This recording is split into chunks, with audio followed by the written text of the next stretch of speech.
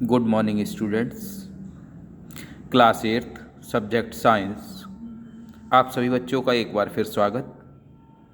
पिछले वीडियो में मैंने उत्तल लेंस और अवतल लेंस के बाद आपको उससे बनने वाले प्रतिबिंबों को भी बताया था। उत्तल लेंस और अवतल लेंस के साथ जो प्रकाशिक यंत्र प्रयोग में आते हैं वो हैं सूक्ष्मदर्शी एवं दूरदर्शी। सूक्ष्मदर्शी बच्चों आपकी किताब में दो प्रकार के दिए हुए हैं, एक सरल सूक्ष्मदर्शी और एक संयुक्त सूक्ष्मदर्शी। सरल सूक्ष्मदर्शी कम फोकस दूरी वाला एक उत्तल लेंस की तरह होता है। इसमें जो वस्तु होती है उसको उसके फोकस और प्रकाशिक केंद्र के बीच जब हम रखते हैं तो वस्तु का बड़ा आभासी और सीधा प्रतिबिंब बनता है। इसका प्रयोग बच्चे कागज़ को जलाने में और चीज़ों को बड़ा देखने में इसका प्रयोग करते हैं। इसका जो चित्र है वो कुछ इस प्रकार आपकी किताब में दिया हुआ है। सरल सूक्ष्मदर्शी देखिए, ये इसका प्रकाशिक केंद्र है। यहाँ से फोकस के बीच में ये वस्तु ए और बी रखी हुई है। ए बी वस्तु के बीच सिरे से जो प्रकाश की किरण जाती है वह प्रकाशिक केंद्र से होकर सीधी चली जाती है। उसके बाद वह किरण जो इसके समानांतर, मुख्य अक्ष के समानांतर जाती है, वह फोकस से होकर चली जाती है। इन दोनों को आगे बढ़ाने पर ये अनंत पे मिलती है, लेकिन इसको पीछे बढ़ाने पर जहाँ पर ये मिलती हुई प्रतीत होती हैं वहीं वस्तु का प्रतिबिंब प्राप्त होता है। आइए आगे बढ़ें। अब संयुक्त सूक्ष्मदर्शी के बारे में बात करते हैं। संयुक्त सूक्ष्मदर्शी में बच्चों अभिदृश्यक नेत्रिका लेंस होता है। जो लेंस वस्तु की तरफ होता है उसे अभिदृश्यक लेंस कहते हैं। जो लेंस आँखों की तरफ होता है उसे नेत्रिका लेंस कहते हैं। नेत्रिका लेंस की फोकस दूरी अधिक होती है और अभिदृश्यक लेंस की फोकस दूरी कम होती है। वस्तु ए बी को जब हम अभिदृश्यक लेंस के सामने रखते हैं तो इसका प्रतिबिंब B1 A1 उल्टा और वस्तु से बड़ा बनता है। A1 और B1 नेत्रिका के लिए वस्तु का कार्य करता है और इसका सीधा प्रतिबिंब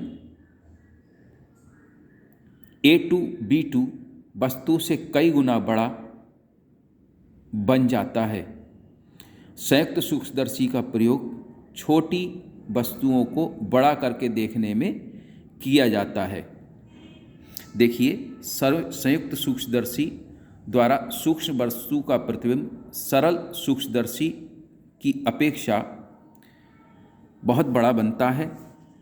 दिए गए चित्र के अनुसार सूक्ष्मदर्शी एक ही अक्ष पर दो उत्तल लेंस लगे रहते हैं। जो लेंस वस्तु की तरफ होता है उसे अभिदृश्यक लेंस और जो लेंस आँख की ओर होता है उसे आई लेंस कहते हैं।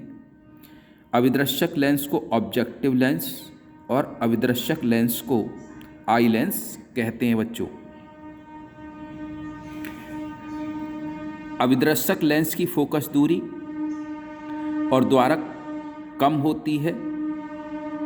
अभिनेत्र लेंस के द्वारक और फोकस दूरी से इसकी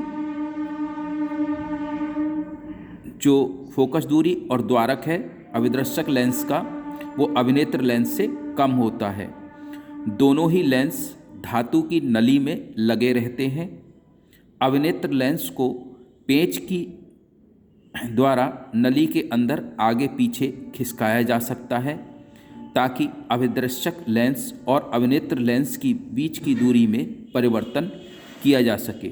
जिस वस्तु को देखना होता है उसे अभिदृश्यक लेंस के सामने अभिदृश्यक लेंस के फोकस दूरी से कुछ अधिक दूरी पर रखा जाता है।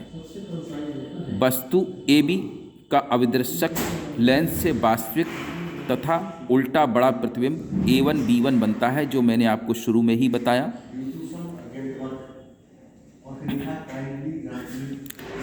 अविदृश्यक लेंस से इसकी फोकस दूरी थोड़ी कम दूरी पर रहे, इस प्रकार हम क्या करते हैं,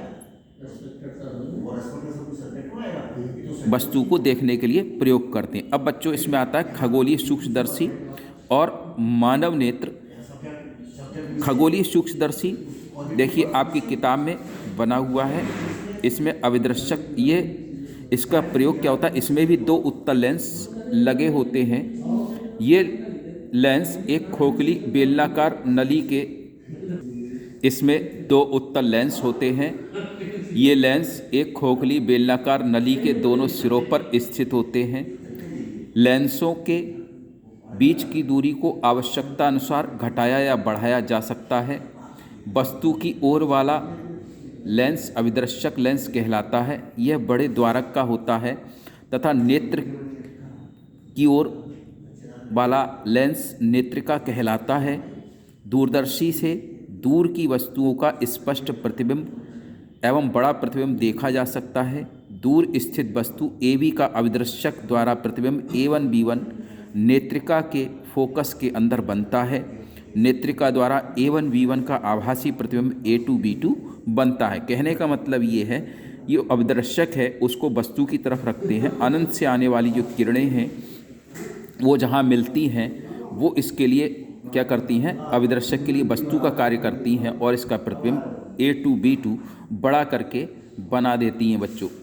तो इस प्रकार अविदृश्यक का जो द्वारक है वो बड़ा होता है और नेत्रिका या अभिनेत्र लेंस का जो द्वारक है वो कम होता है।